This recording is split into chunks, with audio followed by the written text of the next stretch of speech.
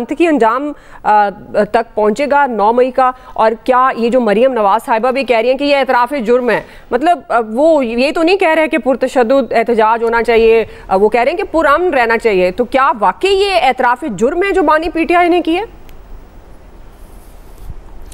دعا دیکھیں، ابھی عمران اصغر نے بات کی، میں نے کل ایگزیکٹ یہی بات اپنے اس پروگرام میں بتائی تھی، چونکہ میری عادت ہے کہ جہاں ہمارے رپورٹر جائیں ایونٹ ایسا ہو میں خود تفصیل سے بات کرتا ہوں، اور روزانہ کی بنیاد پہ ہائی کورٹ، سپریم کورٹ، جہاں جہاں ایسے ایونٹس ہوں بات، کیونکہ تجزیہ اگر آپ کو کرنا ہے تو آپ سنی سنائی بات پہ نہیں کر سکتے، فیکٹس پہ آپ کو جانا ہوتا ہے۔ تو عمران اصغر سے کل میں نے بات کی اور پروگرام میں یہی بات کی تھی۔ دیکھیں، یہ تو بات ہوگی نا خان صاحب کا صرف یہ جی ایچ کیو کا اپنے منہ سے اعتراف کرنا، کیا انہوں نے اسلام آباد میں جب وہ سپریم کورٹ کے good to see you gesture کے بعد باہر آئے تھے تو انہوں نے نہیں کہا تھا کہ اگر مجھے کمانڈوز پکڑیں گے تو میرے لوگ کنٹونمنٹس میں نہیں جائیں گے تو کہاں جائیں گے؟ یہ انٹرنیشنل میڈیا پہ رپورٹ ہوا ہے، صرف لفظ نیا آیا جی ایچ کیو۔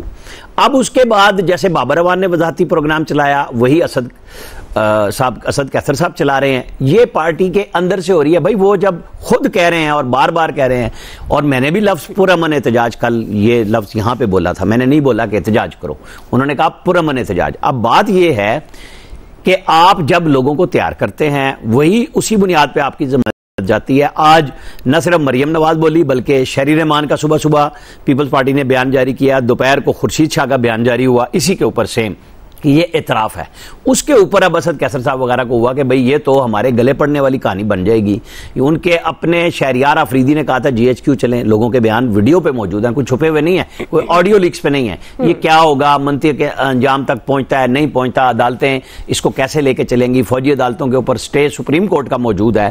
لیکن جو فیصل وابڈہ کی بات ہے، اب اس بات کو فیض حمید صاحب ہی جھٹلا سکتے ہیں یا سچ بتا سکتے ہیں، کیونکہ کسی ریٹائرڈ فوجی اور خاص طور پہ جو D G I S I رہا ہو، اس کا بیان میں تو اس طرح نہیں دے سکتا۔ فیصل وابڈہ جن لوگوں کے ساتھ تعلقات میں موجود رہتے ہیں، ہو سکتا ہے ان کو یہ ملی ہو، لیکن جب سے کل میں جن کے پروگرام میں یہ فیصل وابڈہ بولے تھے، محمد مالک، ان کا میں ٹویٹ بھی دیکھ رہا تھا، انہوں نے بھی کہا ہوا اس میں کہ بھئی بڑی یہ عجیب سی بات ہے کہ وہ فیض حمید کا نام لے رہے ہیں۔ فیض حمید پہ ہی تو سارا تکیہ تھا عمران خان صاحب کا، جو ساری گیم چل رہی ہے اس وقت وہ یہی تو تھی کہ عاصم منیر صاحب نہ بنے اور جنرل فیض حمید آرمی چیف بن جائیں، اسی لیے وہ نہیں چاہ رہے تھے کہ وہ ڈی جی آئی کے عہدے سے ہٹایا جائے ان کو، اور وہ جنرل باجوہ کے ساتھ بھی اس بات پہ لڑائی ہوئی تھی۔ اب وہ جن پتوں پہ ہوا کیا کہتے تکیہ تھا وہی ہوا دینے لگ گئے۔ اب یہ تو جنرل فیض بتائیں یا پھر آئی ایس پی آر اس کی وضاحت کرے کہ ان کے ریٹائرڈ جرنیل نے کوئی اس قسم کا بیان دیا یا نہیں دیا۔ لیکن بہرحال یہ ضروری ہے، صحیح بات ہے، پی ٹی آئی سیاسی طور پہ جگہ لے رہی ہے، جیسے آج انہوں نے پارلیمنٹ میں بھوک ہڑتالی کیمپ شروع کیا۔ ویسے تو سزا انہوں نے ہمیں دلوائی تھی کہ ہر جمعے میں آدھے گھنٹے باہر کھڑے ہونا ہے، کیونکہ مقبوضہ کشمیر شاید اسی طرح واپس آنا ہے۔ تو جو بھوک ہڑتال انہوں نے خود کرنی تھی وہ اپنی پارٹی کو انہوں نے دے دی کہ اب آپ لوگ ہڑتال کریں، تاکہ وہ 3 سے 7 بجے 6 بجے حبس بھی ہوگی، گرمی ذرا ٹیکا شیکا بھی ہوتا ہے، میڈیا پہ بھی خوب آ رہا ہے کہ جناب ہڑتال ہوگی، پولیٹیکلی بھی کھیلا جا رہا ہے اس کے ساتھ۔ اب دیکھنا یہی ہوگا کہ کل جب D G I S P R نظام عدل سے شکوہ کر رہے تھے، وہ نظام عدل ان کیسز میں جہاں ایویڈنس ویڈیو کی صورت میں بھی موجود ہے، پبلک ہوا ہے اور بیان دینے والے مکرے بھی نہیں ہیں کہ یہ کسی اور نے ایڈٹ کر کے ان کی ویڈیو چلائی ہے، تو کب ان کے فیصلے ہوں گے؟ بہرحال اس ملک میں ایک عجیب قسم کا ہیجان ہے جو برپا ہے، اور ہم سب اس کے اسیر ہو گئے ہیں کہ یہاں پہ عام آدمی کی آپ بات کرنے لگیں تو آپ کی آواز کٹ جاتی ہے، سنتی نہیں ہے، دنیا اس طرح کی باتیں کرتی ہے۔ ہماری پارلیمنٹ میں بھی انہی بنیادوں پہ تمام تر بحث چلی ہوتی ہے۔ ان کا کام یہ ہے کہ چلیں، ان پہ آپ کہتے ہیں کہ جی یہ تو جعلی مینڈیٹ والے ہیں، تو اصلی مینڈیٹ والوں نے کتنی دفعہ عام آدمی کے لیے پارلیمنٹ میں بات کی، وہ بجٹ کے لیے کتنی سختی کے ساتھ کھڑے ہوئے کہ جی ہمیں ہر صورت میں اس کو ڈس اپروو کرانا ہے، وہ کیسے سہولت کاری کرتے ہیں سینٹ اور قومی اسمبلی میں، جب کوئی بل آتا ہے یہ بائیک آؤٹ کر کے چلے جاتے ہیں، واک آؤٹ کر جاتے ہیں۔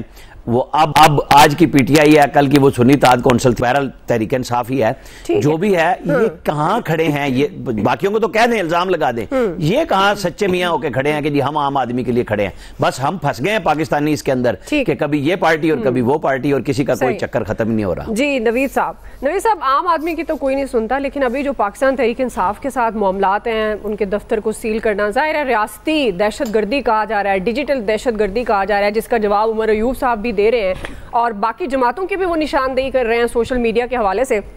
لیکن آپ کے خیال میں یہ واقعی فائنل راؤنڈ کی طرف بڑھ رہی ہے پاکستان تحریک انصاف، اور یہ جو بھوک ہڑتالی کیمپ ہے، آپ کو لگتا ہے اس سے فائدہ ہوگا؟ اور 9 مئی کا معاملہ، عمران بانی پی ٹی آئی کے اعتراف کے بعد جو انہوں نے بات کی ہے، اب ظاہر ہے اس کی بھی بڑی ہائپ ہے، اس اعتراف کی بھی، تو اس کے بعد کیا رخ اختیار کرے گا؟ اچھا دعا دیکھیں، بانی P T I Imran Khan صاحب کی جو بات ہے اس کو لے کے ایک نیریٹو بلڈ کیا جا رہا ہے۔ آپ دیکھیں ٹی وی کے اوپر ایک کیسز ہیں جو کہ عدالتوں میں چل رہے ہیں، میٹر سب جوڈس ہے جو کہ عدالتوں میں چل رہا ہے، یہ کیسز سارے چل رہے ہیں، لیکن ہم میڈیا پہ بیٹھ کے ایک نیریٹو بلڈ کر رہے ہیں۔ شاید ہم جو ہے وہ جج صاحبان کے جو فیصلے ہیں اس پہ اثر انداز ہونے کی کوشش کر رہے ہیں۔ ایک نیریٹو کیوں بلڈ کیا جا رہا ہے؟ اگر ہمیں نظام انصاف کے اوپر جو ہے وہ ہمیں اعتماد ہے تو عدالتوں کو چھوڑیں۔ بالکل 9 مئی کے جو بھی لوگ ہیں جنہوں نے بھی یہ چڑھائی کی، جنہوں نے بھی جو ہے توڑ پھوڑ کی، جنہوں نے بھی جو عسکری جو عمارتیں تھیں ان کے اوپر اٹیک کیا، ان کو سزا ہونی چاہیے، لیکن اس کو سزا ہم یہاں بیٹھ کے میڈیا کے اوپر نہیں دیں گے۔ وہ نظام انصاف ہے، وہاں پہ کیس چلے گا، اگر عدالت دیکھے گی کہ وہ مجرم ہیں تو ان کو سزا ہو جائے گی۔ اچھا، ایک بیان کو لے کے کہ جی عمران خان صاحب نے کہا کہ اگر میری گرفتاری ہوتی ہے یا مجھے اغوا کر کے جیسا بھی انہوں نے کہا تو پیسفل جو ہے وہ پروٹیسٹ کیا جائے گا۔ کیا اس سے پہلے جو ہمارے پولیٹیشین ہیں انہوں نے اس سے زیادہ سخت الفاظ نہیں کہے؟